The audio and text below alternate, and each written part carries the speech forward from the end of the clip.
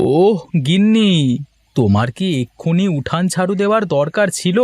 দেখছো না আমি কাজ করছি উঠানে বসে। হ্যাঁ, তো কি হয়েছে শুনি? আমি কি ঝাড়ু দিয়ে সব ময়লা তোমার পাতিলের উপরে দিচ্ছি নাকি? তোমার সাথে কথা বলা আর না বলা সমান কথা। সব সময় কথার উপর কথা বলো। আমার কাজ তো আমাকেই করতে হবে। তুমি তো আমার কাজ করে দিবে না, তাই না? হ্যাঁ তাই তো, কিন্তু আমার কাজও মনে হচ্ছে সব তুমিই করে দাও। করি তো। সারাদিনে বাড়ির সব কাজ তো আমিই করি। আমার কাজে তুমি কোনো সাহায্য করো? করো না তো। তাহলে এক কাজ করি গিন্নি, তোমার কাজে হাত বাড়ানোর জন্য আর একটা বিয়ে করে আনি। হাসালে তুমি। তোমার যে মুরত, একটা বই চালাতে পারো না, আবার বিয়ের স্বপ্ন দেখো। দিন কি আর সব সময় একরকম যায় গিন্নি? আমারও সময় আসবে। আসুক না সময়, আসুক, তখন বলো।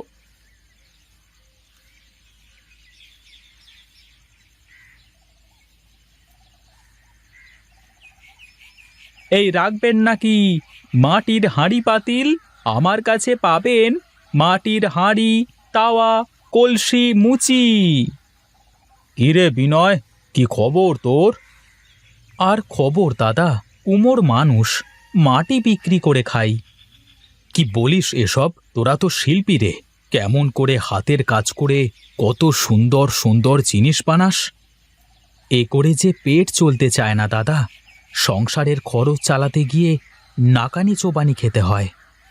কি করব বল, সবারই তো একই সমস্যা রে। তুই এক কাজ কর দেখি, আমাকে একটা রুটি বানানোর তাওয়াতে দেখি।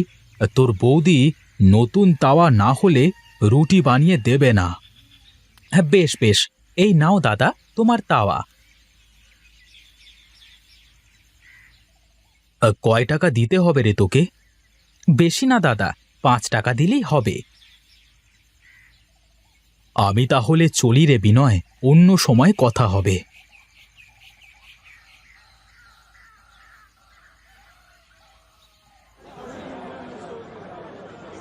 কি বিনয়দা, এই দাঁড়িয়ে দাঁড়িয়ে মাছি মারছো মনে হচ্ছে।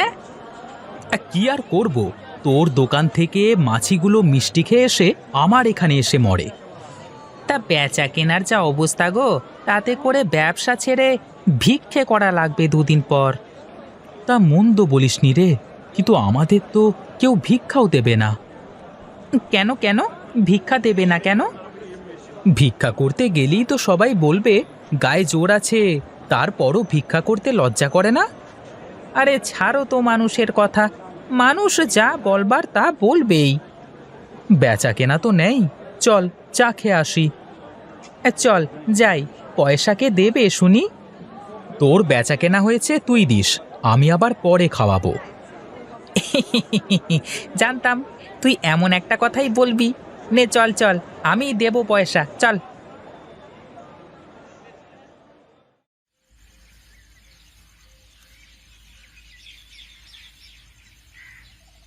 আরে বিনয়, চা খেতে এলি বুঝি? হ্যাঁ দাদা, বেচা কেনা তো নেই, তাই চা খেতে আসলাম।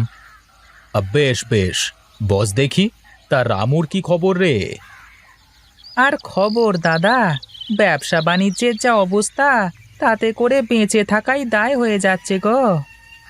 কি যে বলিস তোরা, আমাদের মতো চাষিদের তাহলে কি হচ্ছে একবার ভাব।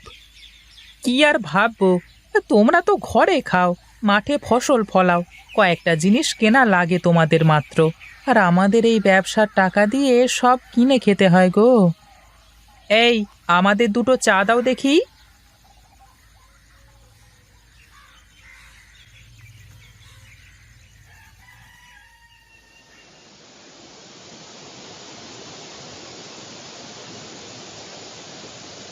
সব শেষ হয়ে গেল গো, এত কষ্ট করে সবগুলো পাতিল বানালাম, সর্বনাশী বর্ষার পানিতে সব শেষ হয়ে গেল। এখন কি করে সংসার চালাবে তুমি? এই 6 মাস তো এইভাবেই বৃষ্টি বাদলা লেগেই থাকবে। কি আর করব গিন্নি, কিছু না কিছু তো একটা করতেই হবে। আমি বলি কি, তুমি এই কুমোরের কাজ ছেড়ে দিয়ে অন্য কোনো কাজ করো। কি যে বলো গিন্নি, এ যে আমাদের বংশ পরম্পরায় চলে আসা ব্যবসা, আমি কিভাবে এই ব্যবসা ছেড়ে দিই বলো তো? তুমি যদি এই ব্যবসা ছাড়তে না পারো, তাহলে আমি তোমাকে ছেড়ে চলে যাবো। এভাবে কষ্ট করে আমি আর চলতে পারবো না। এমন করে বলো না গিন্নি, তুমি চলে গেলে যে আমি বড্ড একা হয়ে যাব। তুমি ছাড়া যে এই পৃথিবীতে আমার আর কেউ নেই। এই মায়ায় বেঁধে রেখেছো বলেই তো যেতে পারি না, না হলে কবেই তোমাকে ছেড়ে চলে যেতাম। আচ্ছা গিন্নি, এই কাজ বাদ দিয়ে আমি কি কাজ করব একটু বলতে পারো? আমি বলি কি, তোমার এই কাজ বাদ দেয়া লাগবে না। তুমি 6 মাস এই কাজ করো, আর বর্ষার 6 মাস অন্য কাজ করো। এটা ঠিক বলেছ। তাহলে তো আমার অন্য কাজের ব্যবস্থাটা আগে করতে হবে। হ্যাঁ, খুঁজতে থাকো, একটা না একটা ব্যবস্থা অবশ্যই হবে। হ্যাঁ হ্যাঁ, চলো এখন ঘরে যাই। যা হবার তা তো হয়েই গেল।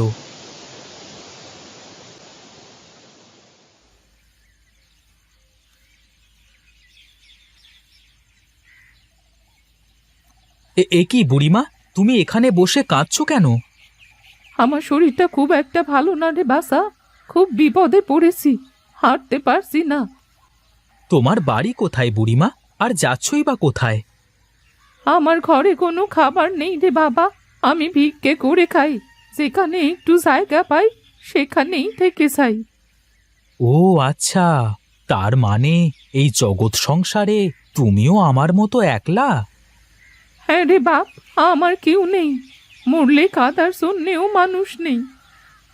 অমন করে বলো না বুড়িমা, তুমি আজ থেকে আমার বাড়িতেই থাকবে। আমার তো মা নেই, মা থাকলে সেও তো আমাদের সাথেই থাকতো। কিন্তু আমার মতন একজন বুড়ি মানুষকে কেন তুই তোর বাড়িতে রাখবি? আমি তো তোর কোনো উপকার করতে পারবো না রে বাবা। আমার কিছুই লাগবে না বুড়িমা, তুমি চলো আমার সাথে। আমার গিন্নি তোমাকে দেখলে খুব খুশি হবে।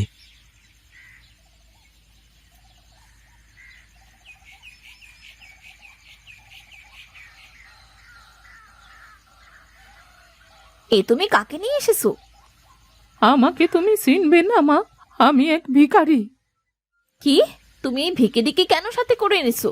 তুমি এনাকে চেনো?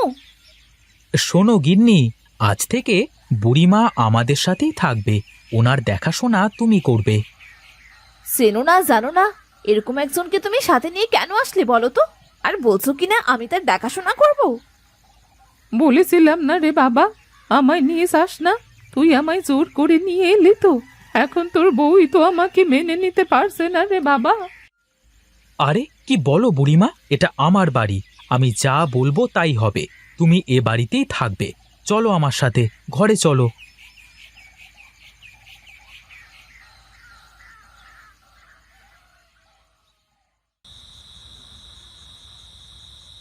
কি গো, আমার উপর রাগ করেছো তুমি? আমি তোমার কে যে তোমার ওপর রাগ করব? আহা, শোনোই না গিন্নি, দেখো আমাদের দুজনের কারোরই তো মা বাবা কেউ বেঁচে নেই।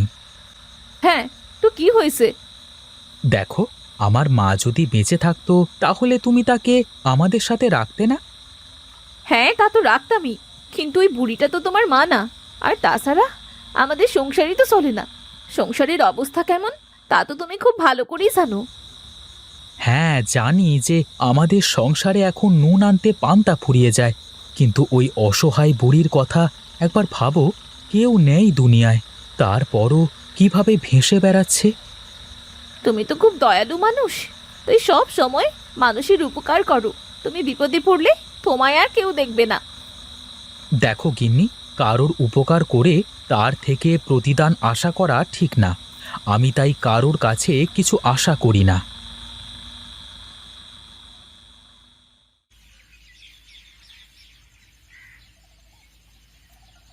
গিন্নি, আমি একটু বাজার থেকে ঘুরে আসি, দেখি কোনো কাজকাম পাই কিনা। ঠিক আছে, যাও, তবে সাবধানে যেও, আর তাড়াতাড়ি ফিরে এসো। আমি রান্না চড়াচ্ছি, এসে গরম গরম খাবে। ঠিক আছে গিন্নি, আমি তাহলে চলি। কি গো বৌমা, তোমার কি মন খারাপ? না বুড়িমা, কালকে আপনাকে অনেক কথা বলে ফেলেছি, দয়া করে আমায় মাফ করে দেবেন। যা পাগলি, মেয়ে কখনো মায়ের কাছে মাফ চায় নাকি? আর আমি তো কিছু মনে করিনি, আমি তো তোর মায়েরই মতো নাকি? সত্যি বুড়িমা, তুমি অনেক ভালো মানুষ গো। শোন মা, তোকে একটা জিনিস দেব, কিন্তু কথা দে এটা বিনয়কে জানাতে পারবি নে। ঠিক আছে বুড়িমা, বলেন তো দেখি। এই নে, এখানে কতগুলো লাউয়ের বীজ আছে। কিন্তু লাউয়ের বীজ দিয়ে আমি কি করব বুড়িমা? আমাদের তো কোনো জমি নেই। শোন মা, এই লাউয়ের বীজ দেশে বীজ না, এই বীজে 12 মাসে লাউ ধরে। একবার ধরা শুরু করলেই ধরেই যায়, ধরেই যায়। তুই এগুলো বাড়ির কোনো পাশে লাগিয়ে দে তো।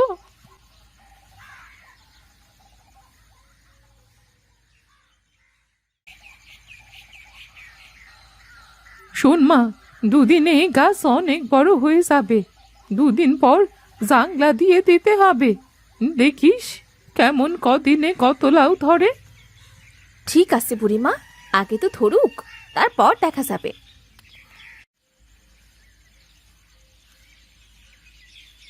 কই গো গিন্নি, কোথায় গেলে তুমি? হ্যাঁ গো, এই তো আমি ঘরের মধ্যে। ও, তুমি ঘরে? আচ্ছা, খাবার বারো তুমি, খুব খিদে পেয়েছে। আমি হাত মুখ ধুয়ে আসছি।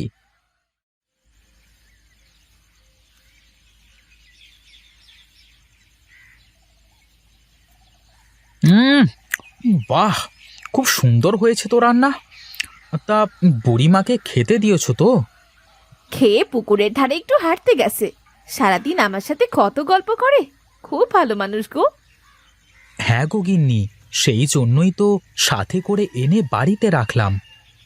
বলছি, আমাদের যে পুকুর পাড়টা আছে না, আমি সেখানে কয়টা লাউ গাছ লাগিয়েছিলাম, অনেক বড় হয়ে গেছে গো। তুমি যদি কাল একটু কষ্ট করে সেখানে একটু জাংলা দিয়ে দাও, তাহলে খুব ভালো হয়। ওরে বাবা, এ কি চারটিখানি কথা! পানির ওপরে জাংলা দেওয়া! অত কিছু জানি নে বাপু, কাল তুমি কিভাবে দেবে তা তুমি জানো। 2-1 দিনের মধ্যেই হয়তো লাউ ধরা শুরু করবে। ঠিক আছে, তোমার কথাই হবে গিন্নি। এ কি গিন্নি, পুরো জাংলায় শুধু লাউ আর লাউ! হ্যাঁ, মনে হচ্ছে লাউয়ের বৃষ্টি হয়েছে। হ্যাঁ গো হ্যাঁ, তোমাকে আর এখন থেকে কষ্ট করে কাজ খুঁজতে হবে না, এই লাউ বিক্রি করেই আমাদের চলে যাবে গো। হ্যাঁ গো গিন্নি, তাই তো দেখছি, কত লাউ ধরেছে।